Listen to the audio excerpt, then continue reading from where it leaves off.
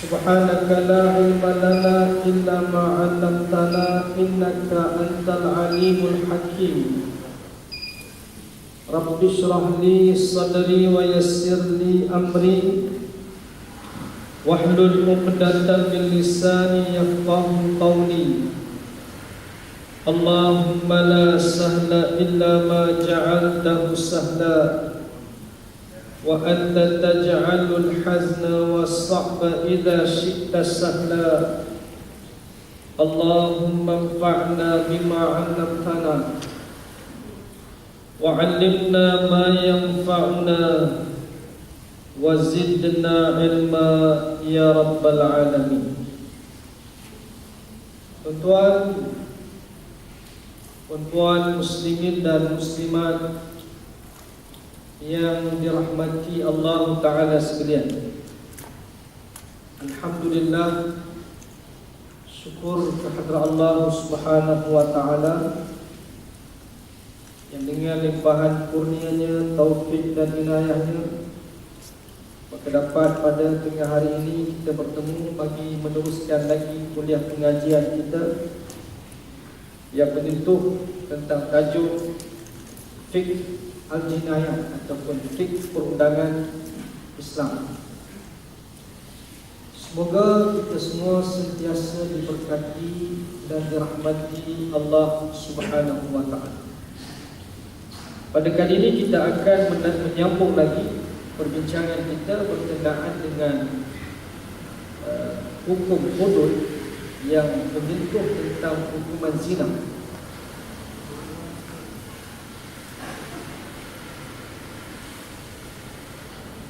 Yaitu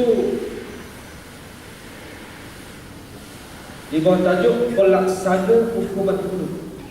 Bagaimana nak melaksanakan hukum hudud.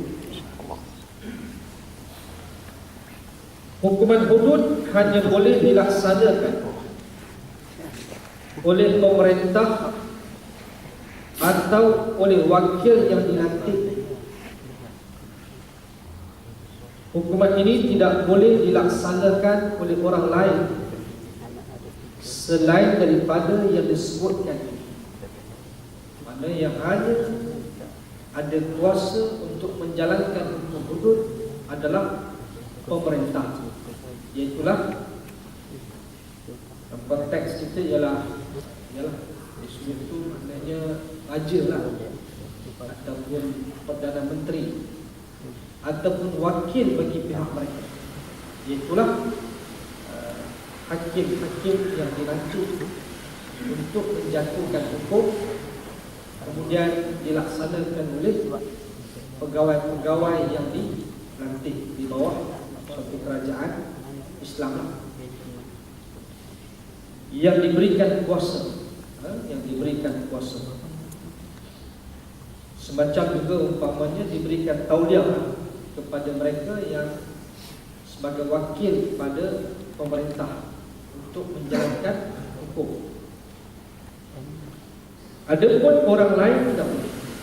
Maknanya kalau sekiranya umpamanya ada orang kita sendiri nak mengambil tindakan melaksanakan sendiri hukuman hudud, itu adalah suatu yang bukan Islam.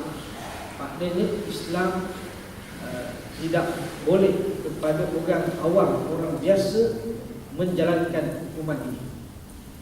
Dia mesti pemerintah. Sebab itu dah sebut dulu tentang bahawa sebahagian daripada ajaran Islam ianya dilaksanakan oleh pemerintah, kuasa pemerintahan.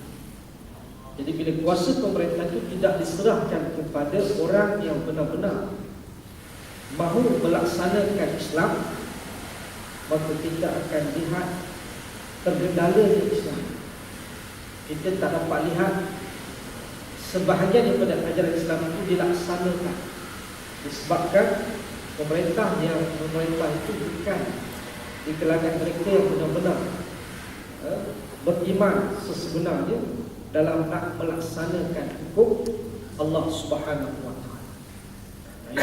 Maknanya rugilah tuan-tuan, rugi sekiranya pemerintah itu pemerintah yang bukan di kalangan orang yang beriman. Itu sebab asal pemerintah yang tuan, hakim yang memerintah presiden, Perdana Menteri ataupun raja, dia seorang yang boleh beristihad. Maknanya orang yang boleh beristihad siapa dia? Ulama. Ahli istihad ni ialah golongan ulama. Melainkan bila mereka dah tak ada, mereka memang dah tak ada orang yang makna kata bertitle ulama yang boleh beristihad pada sesebuah negara itu, tak ada dah orang tu, maka boleh turun di tempatnya makna lebih rendah. Ambillah sesiapa yang boleh memerintah. Tapi selagi mana mereka ada, maka mereka yang lebih layak untuk memikul tanggungjawab sebagai pemerintah. Sebab kalau kita merujuk kepada zaman dahulu, bagaimana Rasulullah tentulah seorang ahli ijtihad. Begitu juga Khulafaur Rasyidin, Abu Bakar, Umar, Uthman, Ali, semuanya ahli ijtihad. Semua mereka itu orang yang mempunyai pengetahuan yang mendalam dalam bidang agama.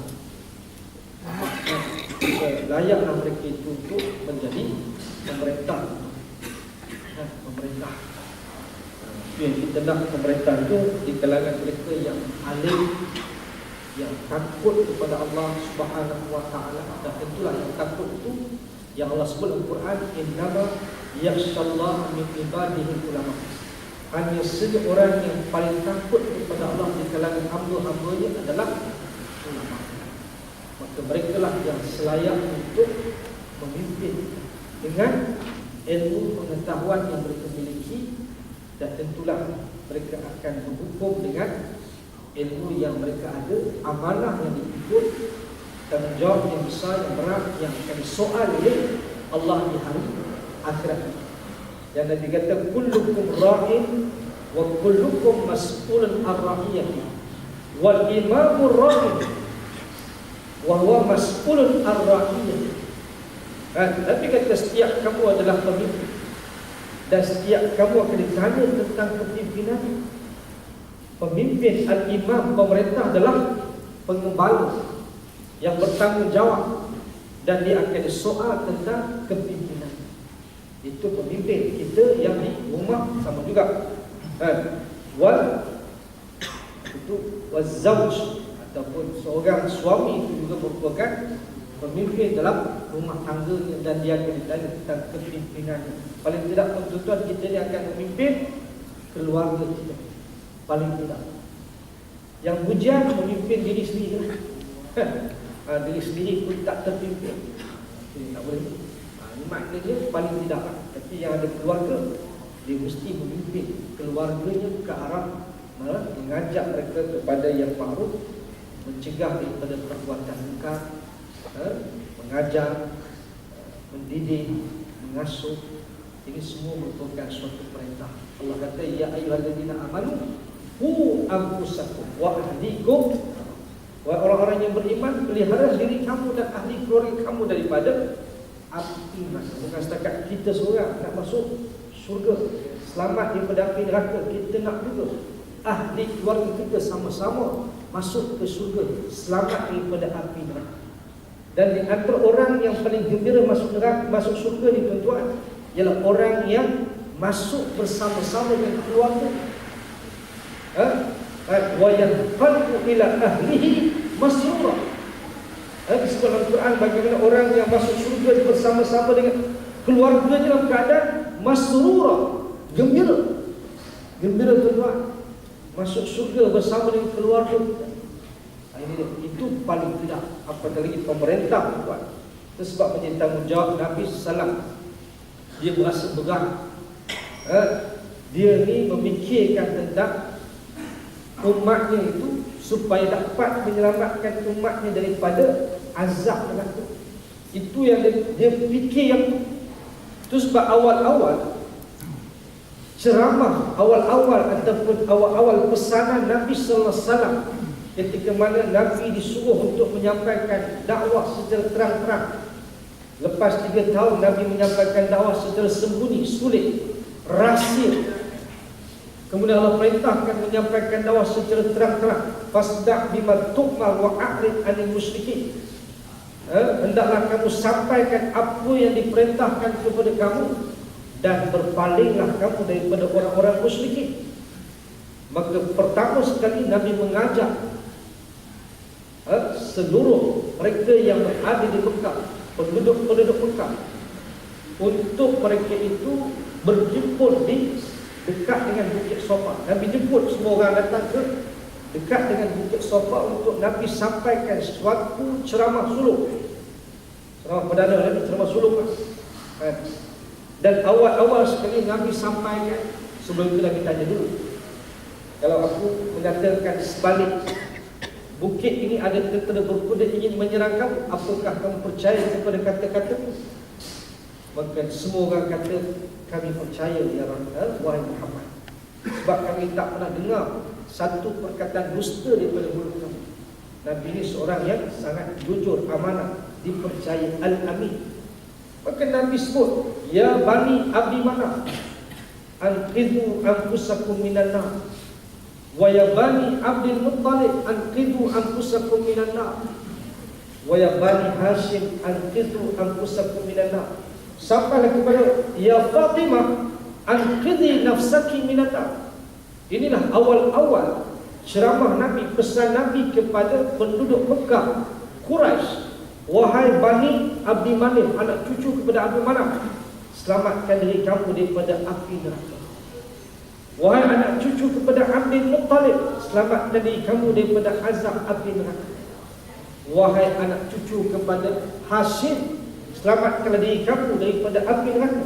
Sampailah Nabi sebut, wahai Fatimah, selamatkanlah diri kamu daripada azab api neraka. Inilah awal-awal dakwah Nabi. Nak menyatakan bagaimana Nabi nak mengajak manusia ini untuk selamat daripada api neraka. Yang inilah yang sangat besar. Dakwah ni tuan-tuan, itu sebab perkara yang besar atau berita besar ni tuan-tuan. Bila kita bercakap ni, yang besar apa dia? Isu besar apa? Isu yang berkait dengan hari kiamat. Itu isu yang besar. Kita bercakap dunia ni tuan-tuan, isu dia sebagai kecil. Bukan tak penting, penting.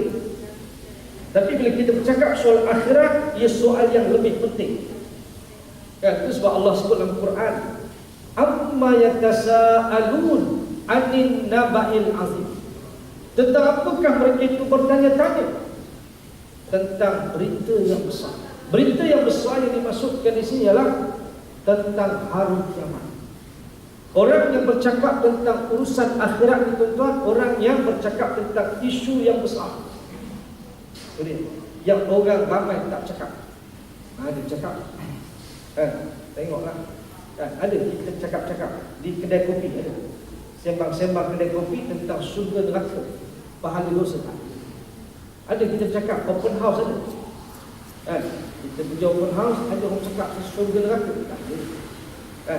Untuk sibuk makan kambing, jadi begitu.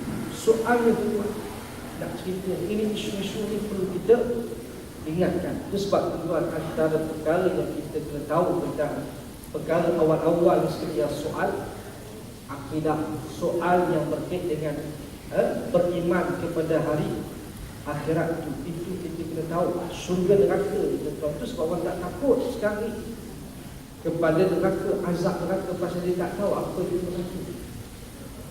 Dia tak teringin ataupun dia tak terasa terdorong untuk nak melakukan amalan ahli syurga. Sebab apa? Dia tak tahu apa dia syurga. Syurga ni tuan-tuan tempat yang sangat istimewa. Sesiapa yang masuk syurga tuan-tuan, bila dia masuk syurga, dia dah lupa dah nikmat di dunia. Selama ni dia mengecap nikmat yang banyak di dunia. Bila dia masuk syurga saja, dia dah lupa dah apa nikmat yang dia pernah dapat di dunia. Pasal apa?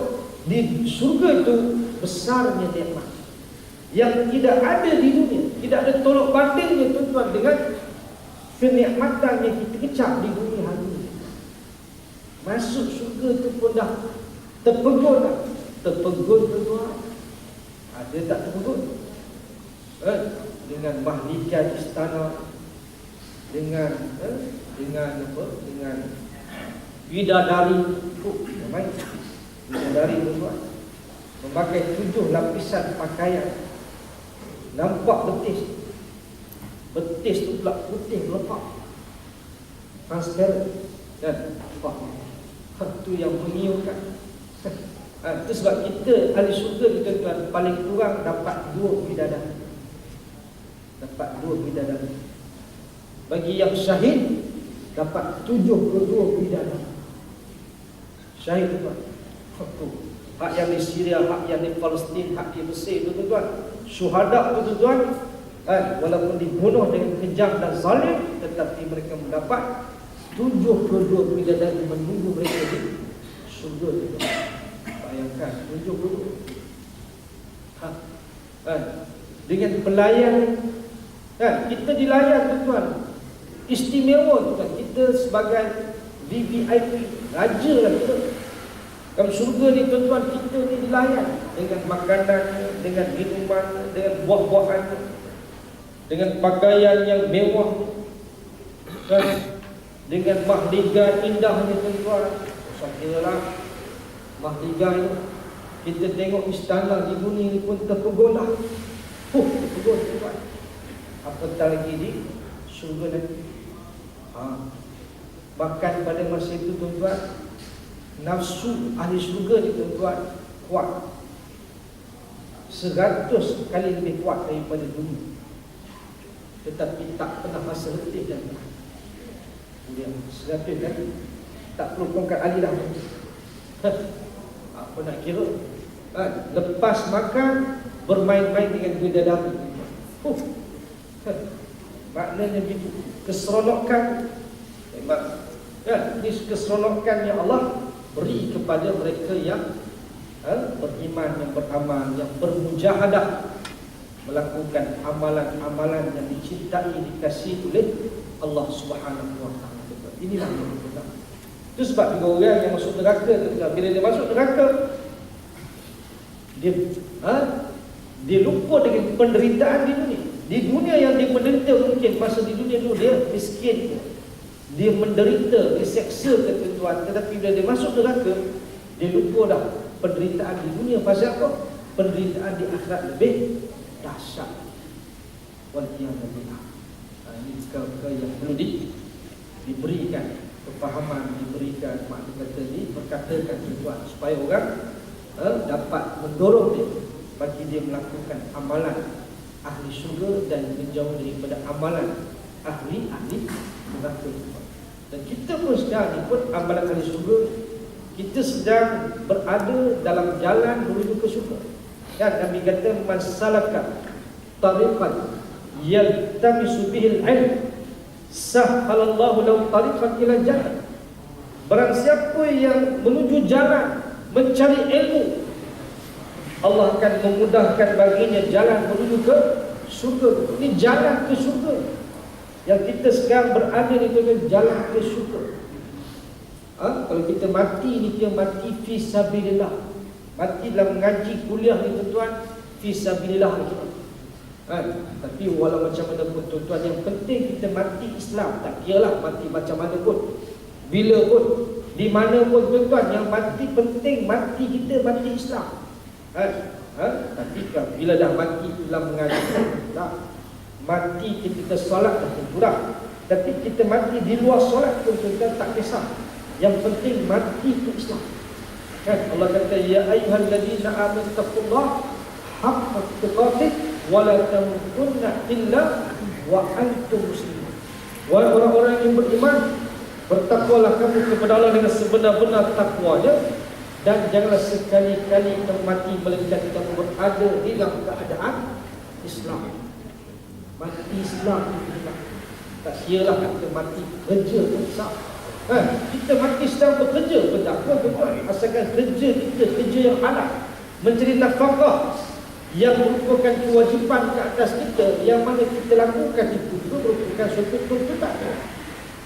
Tuan-tuan, jangan kiralah kita mati dalam kenderaan. Umpamanya kita datang ke ofis, mati kita nak cari rezeki yang halal, mati kita asalkan kita mati, maknanya kita menjagakan segala perintah Allah, meninggalkan larangannya, tak kisah. Mati Islam.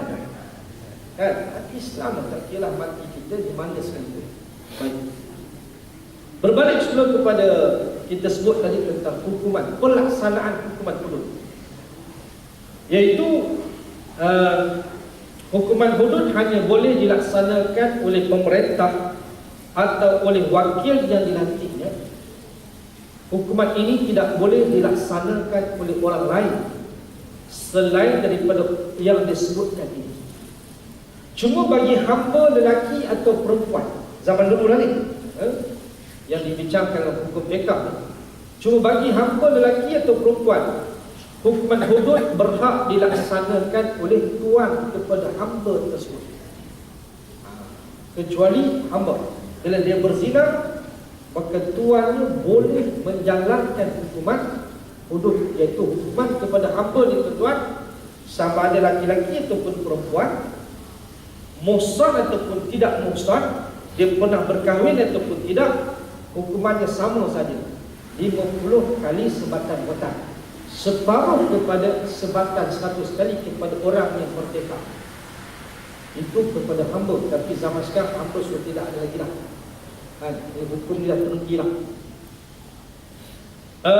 Ini berdasarkan hadis daripada Abu Hurairah radhiyallahu anhu, kata, sedengar Rasulullah SAW bersabda, apabila seseorang hamba wanita berzina dan terbukti kesalahannya, dia hendaklah disebab sebagai hukuman hudud dan janganlah mencacinya. Sekiranya dia berzina lagi, dia hendaklah disebab sebagai hukuman hudud dan janganlah mencacinya. Sekiranya dia berzina buat kali ketiga dan terbukti kesalahannya, dia hendaklah dijual walaupun dengan harga seutas tali bulu. Itu hukum. Pada kali pertama disebab oleh tuannya 50 kali. Kali kedua sebab lagi 50 kali. Kali ketiga dia berzina lagi, jual lagi. Dan dijual, itu hukum hamba. Diriwayatkan daripada Ali radhiyallahu anhu, katanya Rasulullah SAW bersabda, laksanakanlah hudud terhadap hamba-hamba kamu, baik yang muhsan maupun yang bukan muhsan. Itu muhsan yang sudah berkahwin, yang bukan muhsan yang belum berkahwin. Bagi hamba sama saja, 50 kali sebatan watan, separuh daripada hukuman kepada yang merdeka.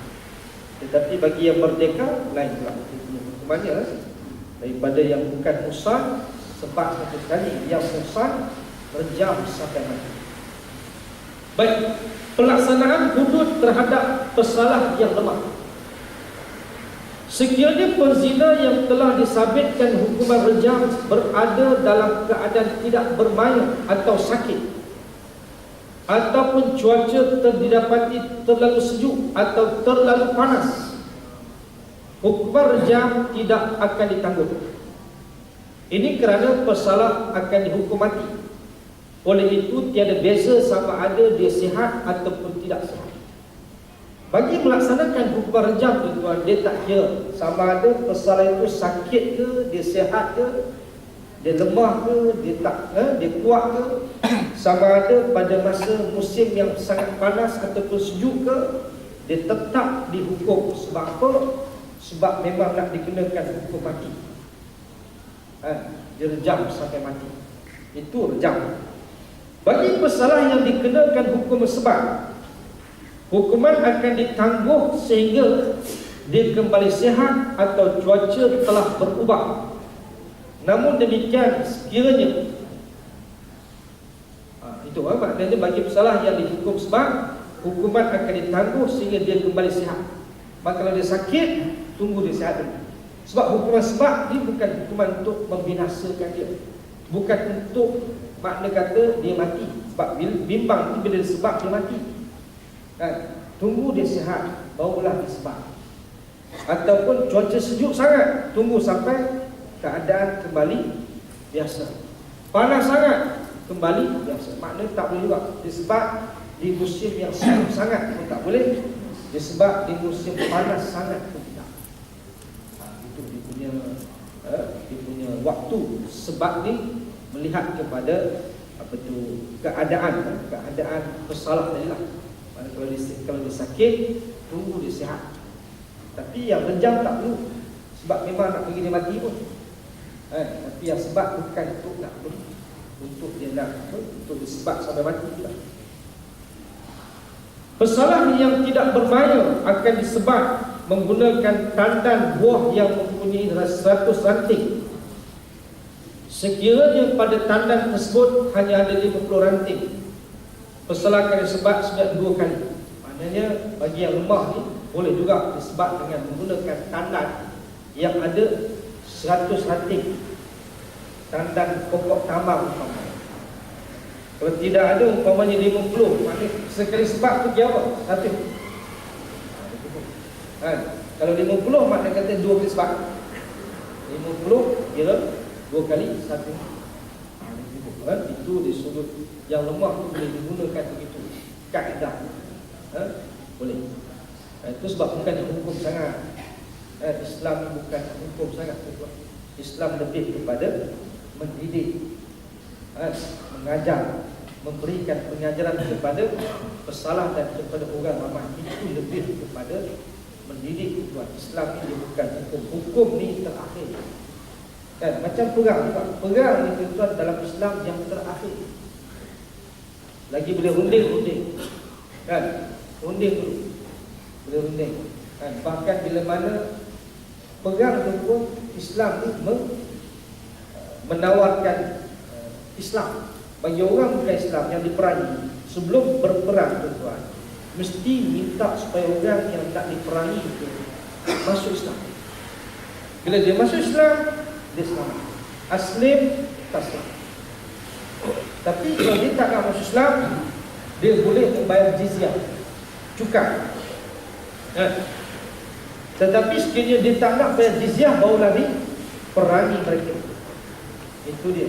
Kalau Islam tuan bukan pegang dulu, tawaran dulu. Masuk Islam, kalau tidak pun bayar jizyah, selamat. Kalau tidak, perang. Itu dia punya apa? Peraturan perang. Bahkan dalam peperangan pun ada dia punya etika dia. Kanak-kanak tidak dibunuh, perempuan tak dibunuh, orang tua tidak dibunuh, orang yang sedang beribadat di rumah ibadat masing-masing tak dibunuh. Ini etika Islam. Tuan, ini sudah dilanggar. Ini bukan perang lagi dah. Ini apa itu? Bunuh rakyat sendiri. Itu bukan peperangan lagi dah. Tak kira kanak-kanak, wanita, orang tua, bahkan masjid diserang. Masjid pun diserang. Ini tidak ada etika. Bahkan dalam pembukaan kota Mekah, bila Nabi masuk ke Mekah, memberikan tawaran siapa yang masuk ke Masjidil Haram, selamat. Siapa yang masuk ke rumah baik Abu Sufyan, selamat. Takkan dikenal. Siapa masuk masjid, selamat. Tapi masuk masjid sekarang pun dah tak selamat. Ini tak. Bukan setakat masjid, bukan rumah ibadat, kuil, gereja tak diperangi. Ini etika dalam Islam. Islam ini memang agama yang cukup mempunyai etika yang tinggi. Tapi masalah kita orang Islam tak ikut. Islam itu cantik kan? Islam itu baik dan indah. Masalah kita orang Islam yang tak ikut Islam, mencemar baik nama Islam itu sendiri. Baik. Kemudian Ahmad An-Nasai dan Ibnu Majah meriwayatkan begitu juga kesemua ranting ini hendaklah memenuhi tubuhnya atau ranting ini tertekan sesama sendiri supaya pesalah merasa sakit sedikit. Pesalah ini juga boleh disebab dengan kasut atau baju kain, juga digunakan kasut, sebab dengan guna kasut ataupun dengan baju kain. Sebab dengan kain pun boleh. Itu dia cara menyebabkan.